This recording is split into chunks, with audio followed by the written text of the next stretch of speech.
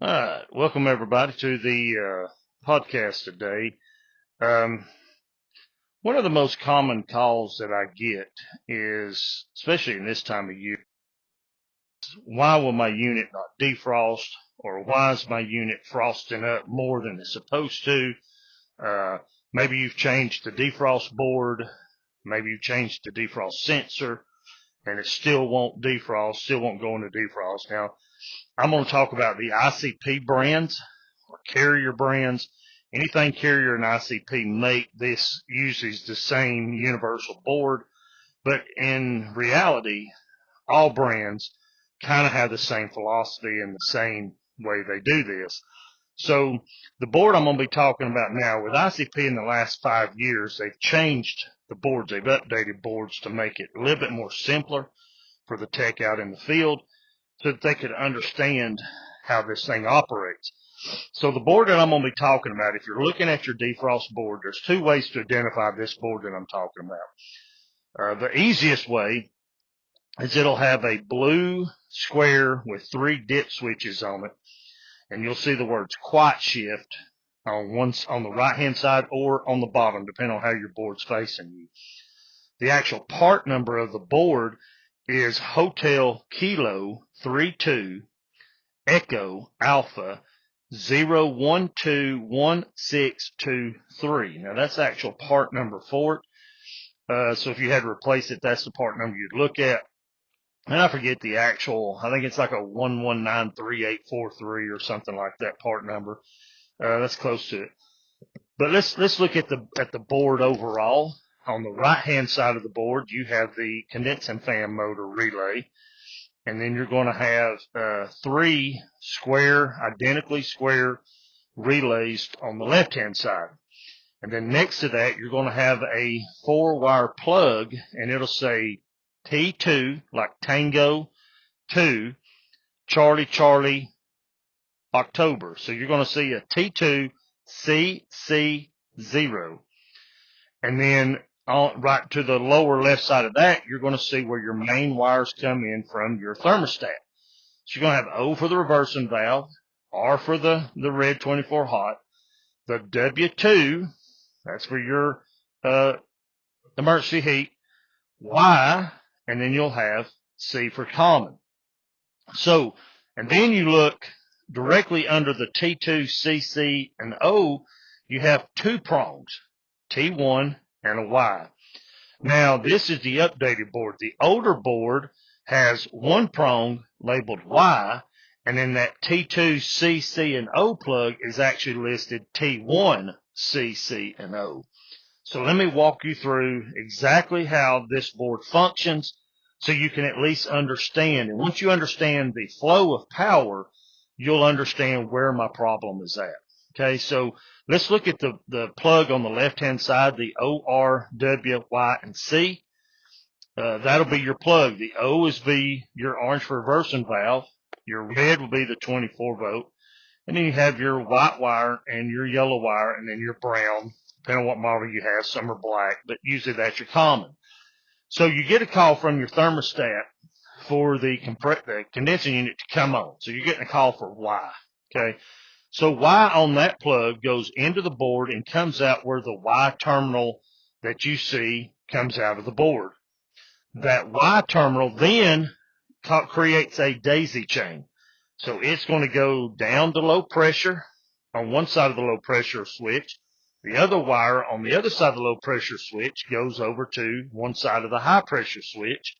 Usually just snaps in. And then the other side of the high pressure switch comes back out and goes into that T1 plug. Now that is if your unit has a low and high pressure switch.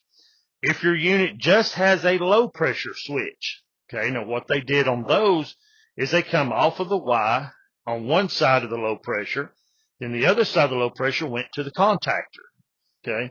And so if you had plenty of freon, the low pressure switch was made up, it would pull the contactor in. Well, people were getting confused because that wire has a stripe on it, and people were thinking that was a common. They would put it over on the common side of the contactor when they changed the contactor out, and then they never would go into defrost, and units were freezing up, and you had all these kinds of issues, and people were changing boards. still wouldn't freeze, it still wouldn't thaw out, wouldn't defrost. So they made this board very, very, very simple. So what happens, or what you can do, is off that Y terminal, that's 24 volt power. That's the hot side of 24. It's going to go through your low pressure. And if all you have is a low pressure switch, go one end of the low pressure, the other end of the low pressure, put it up on T1. Okay, it's going to do the exact same thing. Now, if your unit has low and high, of course, you'll do the daisy chain. Low off the Y to the other side of high, the other side of high to the T1 prong. Because what you're doing is you're just creating a loop. So let's say just to test your board, if you was to take a jumper and go T1 to Y, that does the exact same thing. You're just feeding power back into the board that says, hey, our low circuit and our high pressure, low pressure circuit and high pressure circuit, those are closed because everything's functioning. There's plenty of freon in the unit. And then we're going to come back into the board. Now that T1 then goes down through the 3 relays and comes out at T2. And that T2 wire now on the new units is solid yellow. And some of them have yellow with a blue stripe. Some are solid yellow. But then that goes to the contactor hot side. Then your common on that bottom plug, down where you, on the left-hand side where you have the O, the R, the W, the Y, and the C, that would run over to the common side of the contactor. So you would have a wire. Usually you've got one that goes there down to the thermostat, and then it's pigtailed up to the contactor. So that's your common. So I'm sorry, I told that wrong. The C underneath the T2 is the one that is the common going to your contactor. The O, R, W, Y, and C go down to your thermostat. So one way to know there's a way to test this is on the side of that 4-wire plug, the T2, the C, you can put your voltmeter there on the side of the 2 metal spades on the side, and you should get your 24 volts. Now your C and your O go down to the reversing valve. So what happens is the call comes in, you have your defrost sensor, which is going to read between 36 and 33 degrees. Once it hits that 33-degree mark, the timer should initiate and say, okay, it's time to go into defrost in 30 minutes or 60 minutes or 90 minutes or 120 minutes. It'll go into defrost. And it clicks in these relay, and it shifts over the reversing valve. It cuts the emergency heat strips on. And then you have a timer. That very top one is your timer. Okay, so 30 minutes, 60 minutes, or whatever. Then it kicks all these other, drops down, turns the heat strips on, and then goes down and cuts the reversing valve on. Timer shuts off, and then the right opposite happens. Reversing valve switches back over, the heat strips cut out, and then you're back in normal operation. So what you want to look for is if you get to the house and the unit's froze up, the first thing you want to do is check and see, do I have power going to the unit? So make sure I have on the pigtail, the 1, 2, 3, 4, the 5-wire plug on the left, where my O, R, W, Y, and C are. Make sure I have 24 volts from that Y and C that I'm getting a call from the thermostat. Then keep it on that same common plug and go over and test the Y plug. If I'm having 24 volts on that Y terminal, then that part of the board is working fine and is good.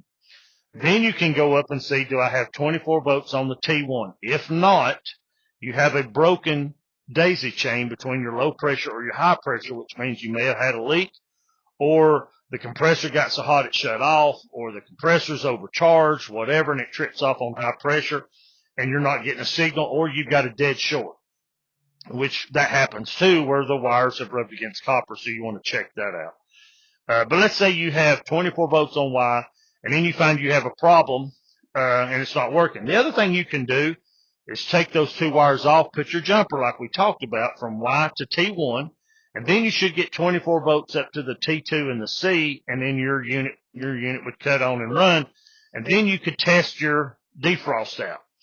So to speed it up, now here's how you have to speed it up. If you're looking at the DFT switch, where it has 2 pink wires coming out, if you'll notice, on the back of that, if you pulled that white plug out and look at it, there is 2 little small holes above each one of those pink wires where it meets the white plastic plug. That is made to put your piece of thermostat wire and push it in like a jumper. Just a short piece of thermostat wire, bend it in shape of a U, skin the wires back, plug it in the back of that switch, and that shortens the defrost to where it says, hey, we've reached our 30 degrees, we're ready to go. Then you take a screwdriver or a female spade, male spade, whatever, and touch that speed up pin, and then count to 7, let it go, and it should go right into defrost and run its course. Now, the other thing a lot of people don't understand, that's how you'll test it to make sure everything's working. And now let's talk about that little blue plug that has the 3 dip switches on. If you look at the little diagram, if you're looking at that blue switch, the first 2 dip switches, so if it's laying horizontal, it'll be the top 2 switches. And if you'll look right below that where the blue box meets the actual board, you'll see a line where there's 2 separate things that's showing. Okay. Now you'll see, on the diagram, you'll see a 120, a 30, a 60, a 90, a 30, a 60. And it say interval underneath that. So the first 2 switches are going to represent that time delay on your interval of your defrost. So if you have the first switch either turned all the way up or to your right, and the second switch turned all the way up or to the right, that means you're at a 120-minute interval.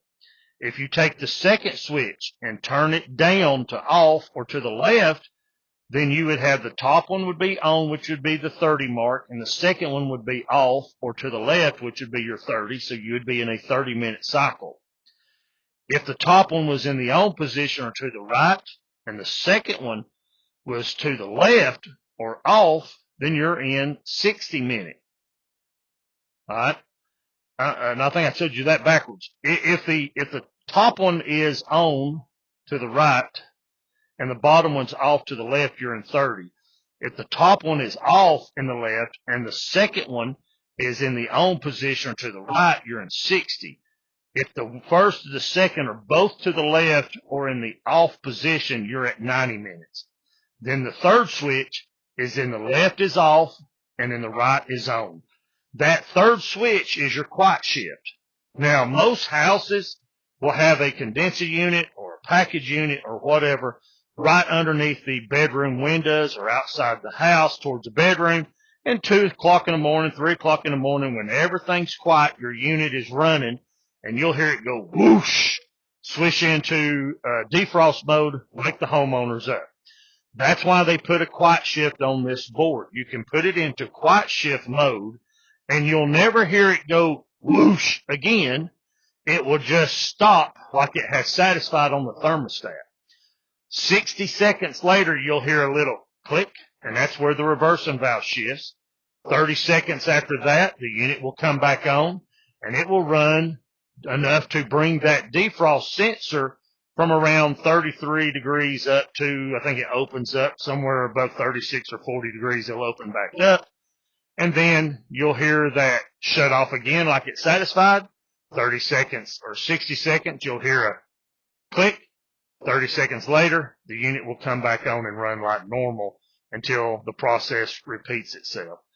So hopefully understanding the flow of power on those defrost boards, you got to understand when the call comes in, the first thing it's going to do is go through the board, and it's going to come out and go through the low pressure and high pressure, and then back into the board, and then come out through the timers. So if you just put a brand new board on, chances of these boards being bad from the factory are like 1 in 1,000 that they're bad from the factory.